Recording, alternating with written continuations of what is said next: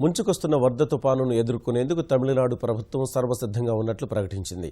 ఎలాంటి ప్రాణ నష్టం జరగకుండా ఉండేందుకు తగిన చర్యలు తీసుకున్నామని, తీర ప్రజలను సురక్షిత ప్రాంతాలకు తరలిస్తున్నట్టు తెలిపింది.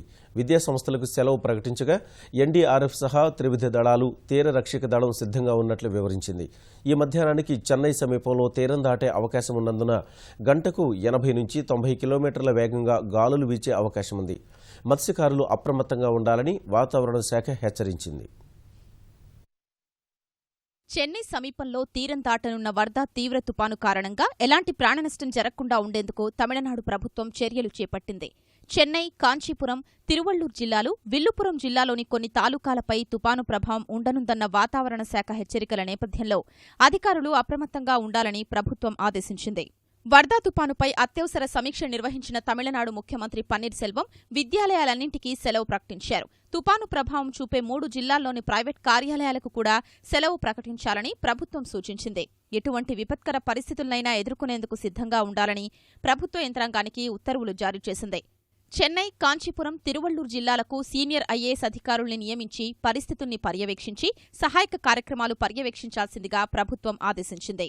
చెన్నై కార్పొరేషన్ పరిధిలో లోతట్టు ప్రాంత ప్రజల్ని సురక్షిత ప్రాంతాలకు తరలించి వారికి తాగునీరు, ఆహారం అందించే ఏర్పాట్లు చేయాల్సిందిగా ముఖ్యమంత్రి సూచించారు. తుపాను దాటికి నగరంలో చెట్లు నేలకొరిగితే యుద్ధ ప్రాతిపదికన వాటిని తొలగించే ఏర్పాట్లు చెయ్యాలని తెలిపారు. తుపాను ప్రభావిత ప్రాంతాల్లో ప్రజల నుంచి ఫిర్యాదులు స్వీకరించేందుకు ఉచిత హెల్ప్లైన్ నెంబర్లను ఏర్పాటు చేశారు. తుపాను తీరం దాటే సమయంలో గంటకు 80 నుంచి 90 కిలోమీటర్ల వేగంతో గాలులు వీచే అవకాశం ఉండడంతో చెట్లు, విద్యుత్ స్తంభాలు విరిగిపడే ప్రమాదముందని, ప్రజలు బయటకు రాకుండా ఇళ్లల్లోనే ఉండాలంటూ హెచ్చరికలు జారీ చేశారు. ప్రజలు ఆహారం, తాగునీరు, మందులు అందుబాటులో ఉంచుకోవాలని సూచించారు. ముందు జాగ్రత్తగా జాతీయ విపత్తు నిర్వహణా బృందం, సైన్యం, వైమానిక దళం, నౌకాదళం సహా తీర రక్షక దళం కూడా సిద్ధంగా ఉన్నట్లు తెలిపారు.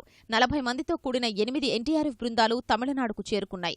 4 బృందాలు చెన్నైకు, 2 తరివళ్లూరు, 1 బృందం మహాబలిపురానికి, మరో బృందం అరక్కోణానికి వెళ్లినట్లు కేంద్రం తెలిపింది. అటు తుపాను ప్రభావం పుదుచ్చేరిపైన పడనున్న నేపథ్యంలో పుదుచ్చేరి ప్రభుత్వం కూడా అప్రమత్తమైంది. పాఠశాలలకు సెలవులు ప్రకటించినట్లు ముఖ్యమంత్రి నారాయణస్వామి తెలిపారు.